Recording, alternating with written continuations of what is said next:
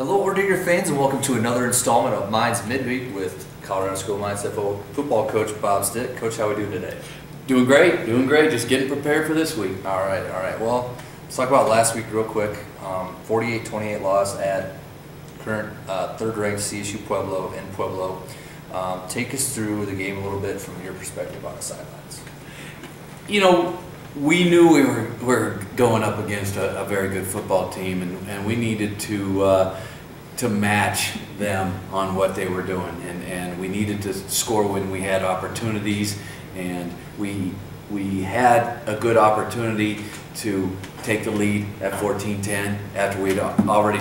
They got a field goal, which our defense did a great job after a turnover to stop them. We answered with a touchdown. Then they come back with a touchdown, and then we are down there on first and 10 on the 4-yard line, and we get this phantom call, and it bumps us back, and we don't have a chance to score the 7th, and then we miss a field goal, and your momentum is gone, and you know, it's not an excuse, because you've got to deal with those situations. You've got to deal with adversity in a big game. I don't think we handled it very well on either side of the ball, especially on defense, because as soon as things went sour a little bit, our defense gave up 3 straight unanswered touchdowns. And we got to fight harder than that, because we feel like if we can get into the late third quarter, fourth quarter, down 2 scores, we have a chance with our offense. And we didn't keep ourselves in the game. That was disappointing.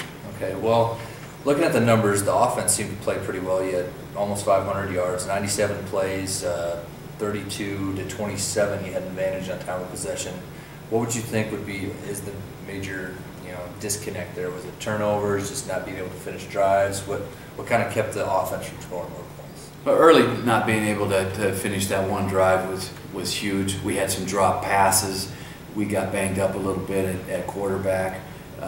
And with Matt Brown, we thought that was a great addition to the receiving corps to throw Matt in there. He got banged up a little bit. Joe got banged up a little bit early. We didn't know that at the time, but it was probably late first quarter. So his thinking wasn't clear, and so we were getting some strange things going on with the offense, because I don't think Joe had a chance to think it through and process things correctly.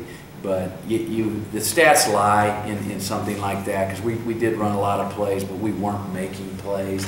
And this offense gives you a chance, but the guys got to go make plays to get a victory and keep themselves in it. I got you.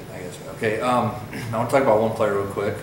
Defensive tackle, Alex Loudenslager. First 3 years here, spent time at linebacker, made the transition this year. A transition from linebacker to defensive lineman, is that a difficult one for a player, or is that one that kind of happens more often than not?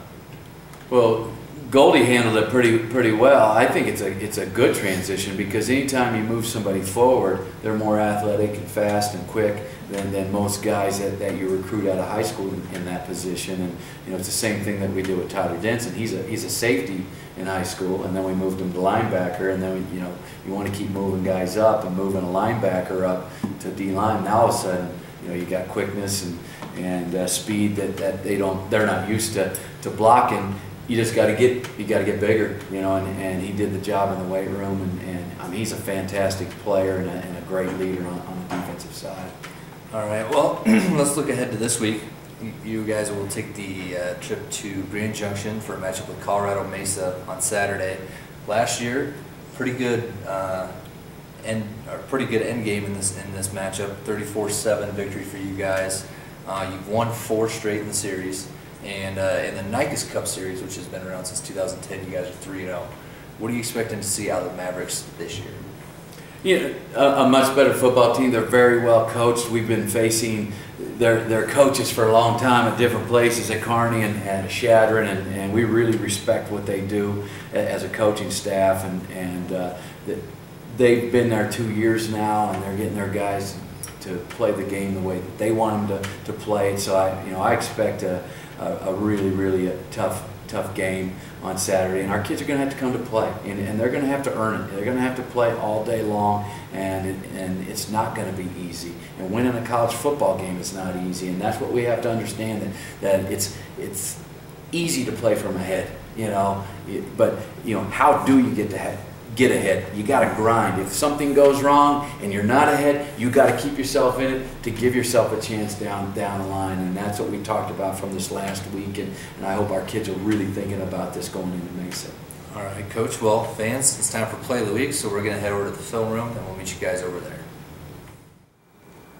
Okay, our play this week is out of a 2x2 formation. We've got one of our backup quarterbacks, Justin Dvorak, a redshirt freshman, in the game, and he did a fantastic job of reading this thing. This was a crucial time in the game that we needed to move the chains and keep things going at this point. And we've got a 2x2 set, and we're going to have mirrored routes. We're going to go an 8-step out and a 7-step post. 7-step post, 8-step on the out. Okay, we're going to use our running back in protection here. And the initial read, the pre-snap read for the quarterback was, you know, we've got 2 outside linebackers, which are outside the box, and where's the mic? The mic shaded to the running back, so we need to try to keep him there. And now we've got a chance in this window to get this guy, which is an easier throw than out here. But if this Sam linebacker takes this away, we should have, it turns into one-on-one on the outside. A little bit longer throw, but we recruit quarterbacks that can make all the throws. And you know, so what ends up happening is we hold this guy long enough here that we're able to put the ball in there for the first down. You can see on film, we could have got this also on the play. But it's nice to see that a young guy that hadn't gotten a lot of reps, Justin Dvorak, come in the game and execute our offense. So let's take a look at it on tape. Okay, so you can see we got a 2x2 formation. We got our Z to the boundary. Well, it's actually the middle of the field. We chose to go left-handed. We got Cole Spurgeon, our tight end, up here. You can see both outside linebackers are out of the box, and the mic shaded to the running back. Mirrored routes, both sides. Going to 8-step the out, and then we're going to work 7 steps skinny post in here, and we're looking for that window. And if this guy would have backed up into this, we could have got that. But this is an easier throw. We're going to stick it in there if we have it. Okay? You can see down here, if we would have chose to read this side, this guy's banging number 2 inside so much we would have went here, which we would have had it. Justin taking a 3-step drop, hitch, and throw. Cole Spurgeon makes a nice catch for a first down. Take a look at it from the end zone.